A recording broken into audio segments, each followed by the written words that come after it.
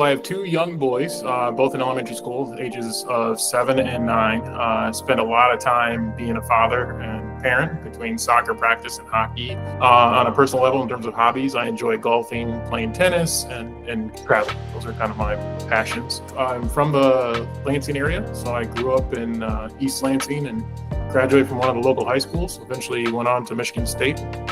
So I'm a Spartan, go green. I would then attend Western Michigan to get my master's in business administration. So I'm a former small business owner myself. I owned a quick service restaurant about 10 years ago. It was an original concept. Ran it for about 3 years. Kind of dipped my toe in the entrepreneurial space, but before that, I spent a lot of time in a few different organizations. At one time, I worked for a company called Aramark, so facilities and food service management here in the Lansing area. It was kind of a regional office. We ran the Lansing School District's food service account. Prior to that, I spent some time at another local company, wireless developer agency, and I built out their accounting and finance function. So when I started, there was 20 employees, and by the time I left, there were 50, and I implemented the actual accounting department. So hiring, building systems and processes and controls in place. Here at Jackson, I've spent the last 9 years in the FP&A function. We went from a private company reporting through a public company to becoming a public company. So I've actually gone through the changes and growing pains of going from an annual kind of planning process to a more quarterly or more frequent reporting function. So I've gone through all the experiences of taking a company public. In terms of market cap, I think we're about a $6 billion company right now. We do about $20 billion in sales top line on an annual basis in terms of premiums.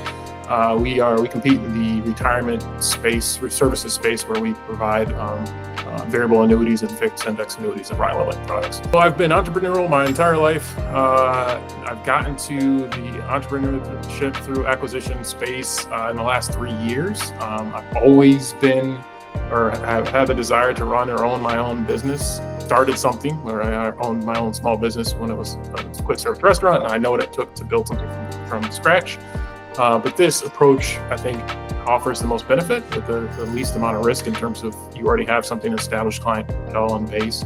And I just have a passion for small business, always have. I think I like the idea of staying curious and diving into things that you don't understand or know. That's one of my core values.